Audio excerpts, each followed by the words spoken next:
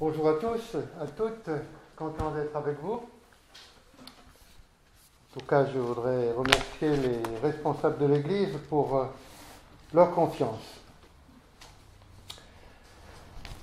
Les gratte-ciel, la tour de Babel qui voulait toucher le ciel.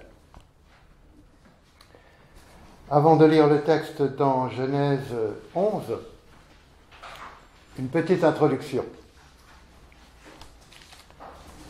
Quelle patience de la part de l'Éternel. En tous les cas, louange à notre Dieu, qui a voulu, dès le commencement, s'acquérir un peuple pour célébrer sa gloire. Mais dans la rébellion, eh bien, les hommes veulent la gloire, mais sans Dieu. Vous savez que depuis le début, l'Éternel ne fait que recoller les morceaux. Souvenez-vous, déjà à la chute, Dieu prit patience. Ensuite, les hommes étaient devenus tellement méchants que l'Éternel fit venir le déluge pour les anéantir, au point qu'il est dit en Genèse 6, verset 6, « L'Éternel regretta d'avoir fait l'homme sur la terre et eut le cœur peiné. » C'est fort, hein, n'est-ce pas? Ce n'est pas rien ce que dit l'Éternel. Heureusement qu'il fit grâce à Noé et à sa famille qu'il trouva juste. Plus tard encore, lorsque les hommes se multiplièrent, à la génération de l'arrière-petit-fils de Noé, c'est-à-dire Nimrod, Noé, Cham, Cush, Nimrod, eh bien à Babel, les hommes vont de nouveau désobéir à l'Éternel. Et il va être obligé d'intervenir pour stopper le projet fou. Encore, souvenez-vous, à Horeb, la rébellion, surtout après tous les miracles en Égypte, et la traversée de la mer Rouge, le veau d'or. Le peuple s'écrie devant le veau en métal fondu, « Israël, voici ton Dieu !» Quelle peine pour notre Dieu! Là encore, l'Éternel a failli anéantir son peuple. Heureusement que Moïse a intercédé pendant 40 jours et l'Éternel se repentit de détruire son peuple. Quelle humilité de la part de notre Dieu, quelle patience, quelle grâce. Et même dans les derniers temps, le cœur de l'homme n'aura pas changé. La détresse sera si grande, est-il écrit, que l'Éternel devra intervenir à cause des élus. Sinon, personne ne serait sauvé. Ce n'est pas en vain qu'il est écrit dans Genèse 8, verset 21, « Les pensées du cœur de l'homme sont mauvaises dès sa jeunesse. » Par conséquent, l'Éternel a toujours été le pompier dans l'histoire au bénéfice de l'humanité pour sauver au moins un reste. Vous êtes ce reste, ce petit troupeau béni. Et Babel est une étape où les hommes ont montré cette méchanceté, cette arrogance, et où l'Éternel a dû intervenir pour les stopper. Alors premièrement, la tour de Babel. Mais je vais lire notre texte dans Genèse 11, versets 1 à 9.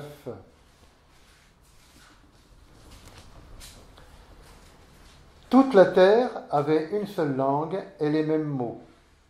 Comme ils étaient partis de l'Orient, ils trouvèrent une plaine au pays de Shinéar et ils y habitèrent. Ils se dirent l'un à l'autre, « Allons, faisons des briques et cuisons-les au feu. » Et la brique leur servit de pierre et le bitume leur servit de ciment.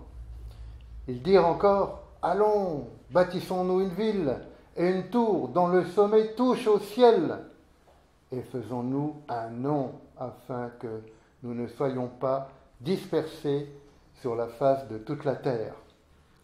L'Éternel descendit pour voir la ville et la tour que bâtissaient les fils des hommes. Et l'Éternel dit, voici, ils forment un seul peuple et ils ont tous une même langue et c'est là ce qu'ils ont entrepris. Maintenant, rien ne les empêcherait de faire tout ce qu'ils auraient projeté. Allons, descendons, et là, confondons leur langage, afin qu'ils n'entendent plus la langue les uns des autres. Et l'Éternel les dispersa, loin de là, sur la face de toute la terre, et ils cessèrent de bâtir la ville. C'est pourquoi on l'appela du nom de Babel, car c'est là que l'Éternel confondit le langage de toute la terre, et c'est de là que l'Éternel les dispersa sur la face de toute la terre. Je termine le texte. La tour de Babel qui veut toucher les cieux.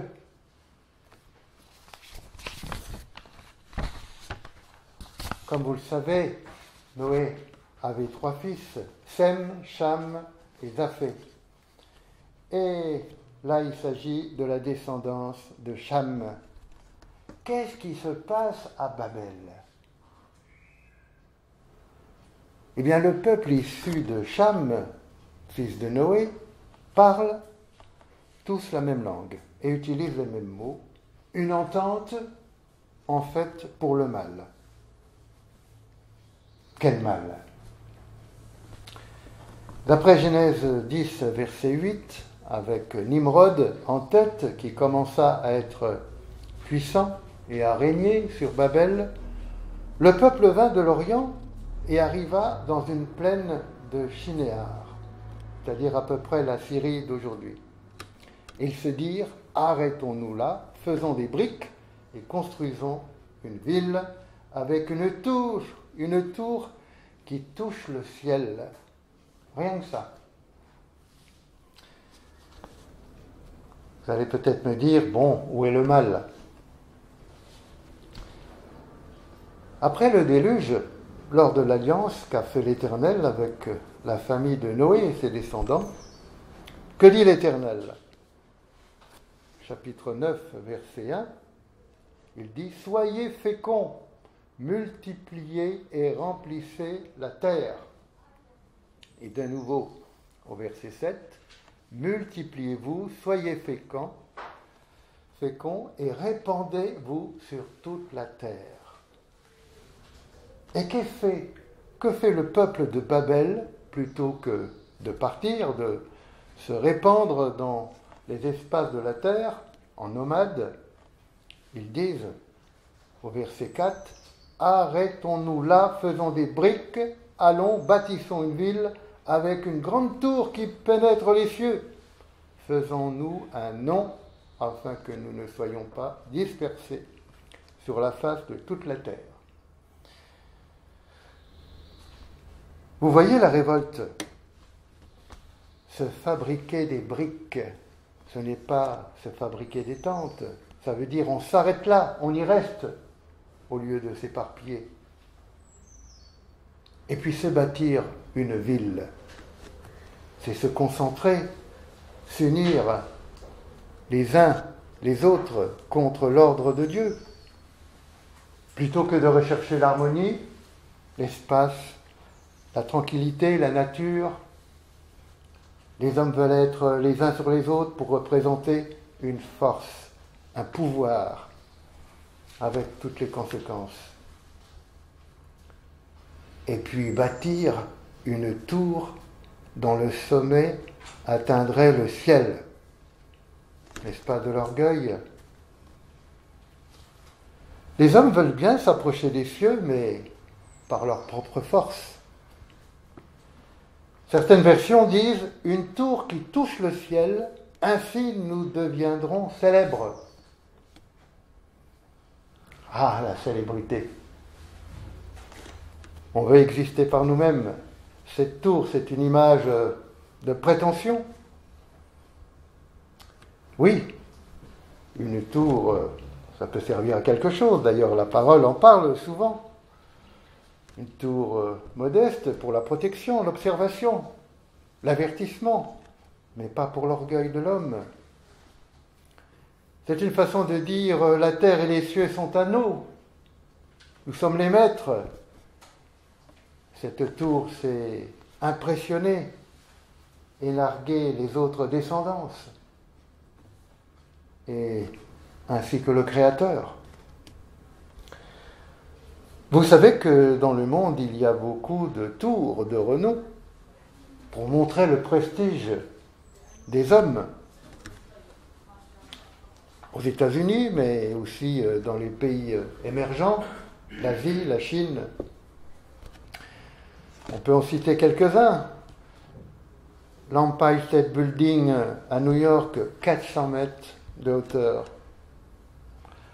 Le One World Trade Center, 540 mètres, qui a, comme vous le savez, remplacé les tours jumelles. La tour Shanghai en Chine, 642 mètres.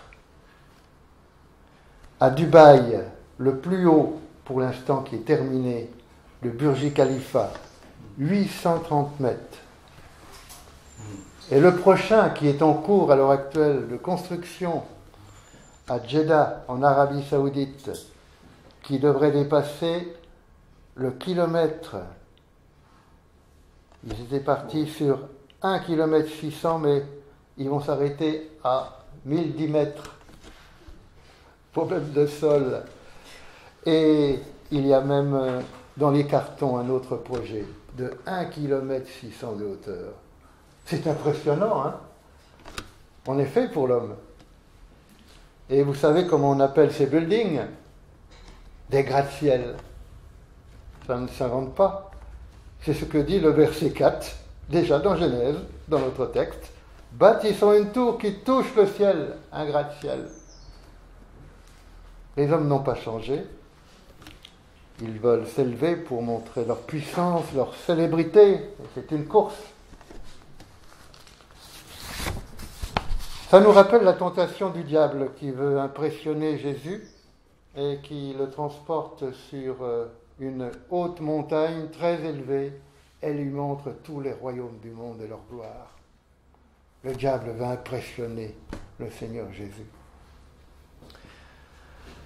Faisons-nous un nom, soyons célèbres, que les autres entendent parler de nous. Le monde veut frapper les regards, on veut s'imposer. Ayons un nom qu'on puisse nous craindre. C'est quelque chose de dominer, d'impressionner. C'est quelque chose d'être quelqu'un, d'être reconnu. À la chute, les hommes ont été privés de la gloire de Dieu. Alors on cherche à s'en fabriquer une autre, par la force, par le mensonge, par des effets. Comment suis-je moi-même? Comment sommes-nous quelquefois? Aujourd'hui encore, notre Dieu montre à chacun sur cette terre la croix de Jésus pour revenir à l'Éternel sur une petite colline et leur redonner un nom glorieux à tous, celui de enfant, fils de Dieu. Ça demande évidemment la repentance, l'humilité, mais les hommes préfèrent faire les fiers et se glorifier eux-mêmes. C'est dommage. Il est écrit en Luc 16, verset 15, « Ce qui est élevé aux yeux des hommes est en horreur à l'Éternel. » J'ai entendu à la radio, qu'est-ce que Dieu par rapport à la musique de Mozart? Ah, j'étais triste pour notre Dieu. Les hommes célèbrent le vase en ignorant le potier. Les hommes veulent pénétrer les cieux par eux-mêmes. Pourtant, l'Éternel a donné une clé pour entrer dans les cieux. Ce n'est pas l'arrogance, Ce n'est pas l'élévation de l'homme, c'est au contraire mettre son cœur à genoux devant lui, devant la croix, lui donner sa confiance, sa repentance.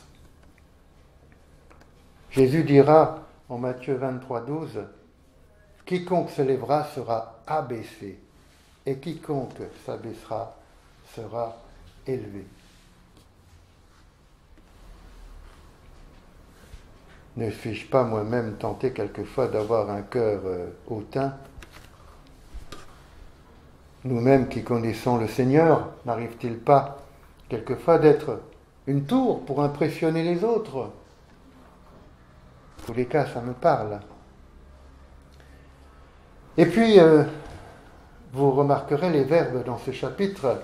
Allons, faisons, bâtissons, ne soyons pas. C'est-à-dire ensemble, faisons. Il y a chez l'homme, malheureusement, une disposition à s'unir pour le mal, à se rassembler pour critiquer, pour se révolter. On le voit d'ailleurs dans les rues, n'est-ce pas? S'entendre pour le bien, il n'y a pas foule. Mais s'entendre pour le mal, là, il y a du monde. Souvenez-vous, pour faire crucifier le Seigneur Jésus, les principaux sacrificateurs et les anciens persuadèrent la foule de libérer Barabbas au lieu de Jésus le juste. Et concernant le Jésus, tout le peuple répondit « Crucifie-le, tous !» C'est terrible. Dans le conseil du Sanhédrin, parmi les pharisiens et les anciens, il n'y a qu'un seul qui voulut défendre Jésus. C'est Nicodème. Et les autres lui sont tombés dessus. C'est facile de s'entendre pour la révolte, pour manifester dans les débordements, dans la folie, dans les slogans déplacés. On veut casser l'ordre, on casse des vitrines. La foule rend fort, la foule rend fou. On casse l'autorité mise en place par Dieu. Et combien l'Éternel... Ah, pardon. Excusez-moi. Et combien l'Éternel est peiné de voir ça. Combien il est triste de voir ce qui se passe. Il est descendu voir ce que faisaient les hommes là pour Babel. Et il est triste, évidemment. On peut se poser la question aujourd'hui, est-ce juste de vouloir unir des peuples si différents pour soi-disant représenter une force? Ne va-t-on pas vers une certaine union mondiale qui donnera le pouvoir à l'homme impie, à l'homme qui voudra passer pour Dieu et s'élever contre lui, l'antéchrist, et qui réussira à unir les nations contre le pays d'Israël? Même pour les chrétiens, il y a des pièges dans certaines unions. Bien sûr qu'il y a des unions très louables, mais par exemple le conseil de l'écuménisme. Donc prudence. Revenons à notre texte. Ce peuple venu de l'Orient était censé s'épanouir et se disperser sur la terre, dans la tranquillité, dans l'humilité. Eh bien non, ce peuple se concentre et s'entend pour rester là, former une ville avec une tour orgueilleuse, les uns sur les autres. Rien ne va pouvoir arrêter leur folie, et l'Éternel va devoir les confondre en brouillant leur langage. Babel signifiant brouiller, confondre. Et puisqu'ils ne se comprenaient plus, eh bien ça a permis de stopper leur construction, et ils se sont dispersés enfin sur toute la surface de la terre, comme l'avait demandé l'Éternel. Alors on peut se demander pourquoi l'Éternel a voulu la dispersion des hommes sur la terre. Bien, je pense que d'abord, pour que tous aient suffisamment d'espace pour s'épanouir en paix, gérer et cultiver toute la terre. Ensuite, vivre les uns sur les autres, c'est mauvais. Les tensions, la promiscuité. Par exemple, dans certains pays d'Asie, dans une maison, il y a 3 ou 4 générations, chacune un étage. C'est insupportable. Manque de liberté, d'intimité, donc des tensions. Et puis le problème des idoles, fais comme tes parents. On le voit avec portes ouvertes. La plupart du temps, quand une personne vient à Christ, eh bien toute la famille le chasse. Dans le meilleur des cas. Quelquefois, il les tue. Et puis, il fallait aussi se multiplier, donc se diversifier, s'épanouir sur toute la surface. Encore une raison très importante, celle d'avoir un espace tranquille pour chercher et trouver le Seigneur. Est-ce qu'on peut entendre Ésaïe, chapitre 30, verset 15. C'est si vous revenez à moi, si vous restez tranquille, que vous serez sauvés. C'est dans le calme et la confiance que sera votre force. Mais vous ne l'avez pas voulu. Cela contraste fort avec ce peuple de Babel qui s'unit dans le tumulte et l'insolence. Dieu a voulu donner un espace, une tranquillité, une proximité avec lui pour que les hommes le trouvent en cherchant, non dans les étoiles, mais là, pas loin, à côté de soi. Écoutons encore Acte 17, versets 26 et 27. À partir d'un seul homme, il a créé tous les peuples pour qu'ils habitent toute la surface de la terre. Il a fixé des périodes déterminées et établi les limites de leur domaine. Il a voulu qu'ils cherchent le Seigneur et qu'ils s'efforcent de le trouver en tâtonnant, bien qu'il ne soit pas loin de chacun de nous. Merci Eric. Oui, c'est là où tu es, dans la tranquillité de ton cœur, que Dieu te cherche. Alors, deuxièmement, aujourd'hui pour nous, qu'est-ce que ça veut dire Babel ? Eh bien, le vertical qui s'élève jusqu'au ciel, sans doute n'appartient qu'à Dieu. Seul Christ est digne de pouvoir s'élever. D'ailleurs, il l'a fait, il est monté dans les cieux. Il n'y a que lui qui pouvait le faire.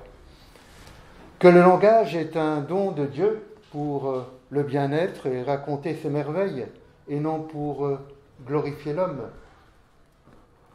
Et puis, il y a quelque chose, je trouve, qui contraste fort avec Babel, c'est la Pentecôte. À Babel, l'Éternel a cassé le langage pour une désentente, afin de stopper la folie des hommes. Et à la Pentecôte, l'Éternel a rétabli un seul langage, le langage de l'Esprit de Dieu, pour que les hommes s'unissent et entendent tous les merveilles de Dieu dans sa langue maternelle.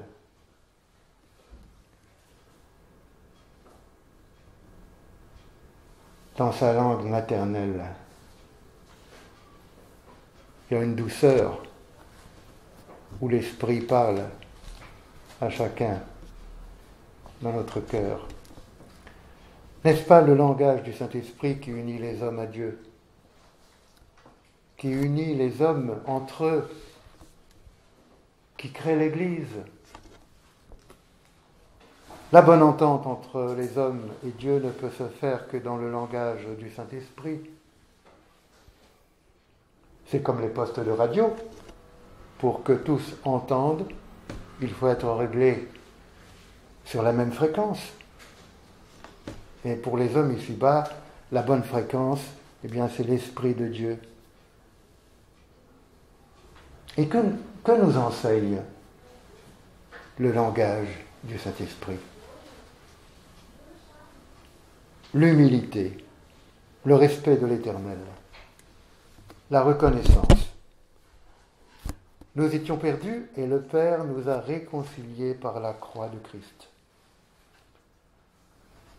Ensuite, le Saint-Esprit nous enseigne la confiance en lui, l'obéissance dans la grâce, marcher à la lumière de sa parole, avec ses promesses éblouissantes, pour servir et partager sa vie avec lui.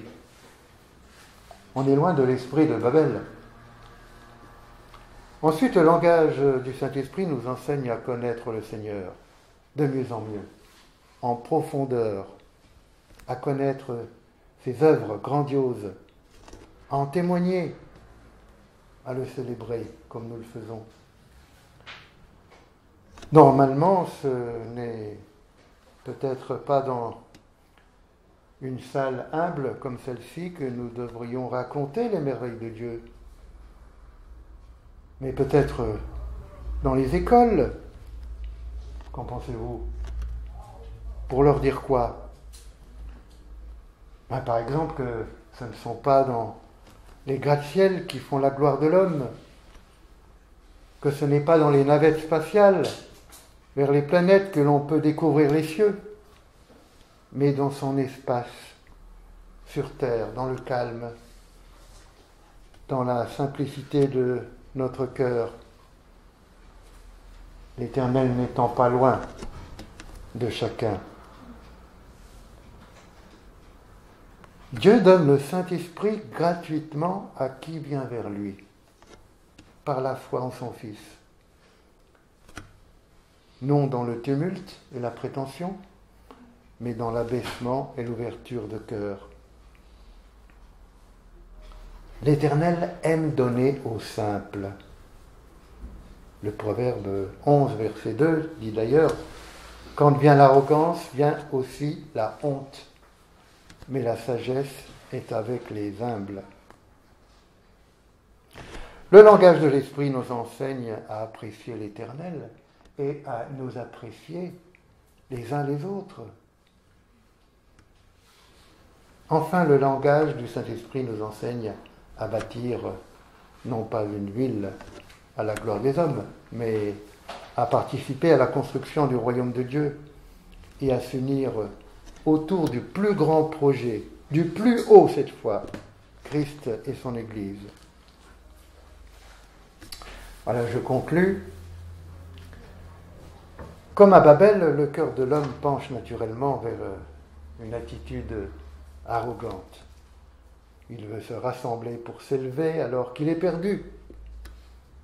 Il veut devenir maître du ciel et de la terre alors qu'il n'est qu'une vapeur. S'unir pour impressionner, c'est une horreur pour notre Dieu.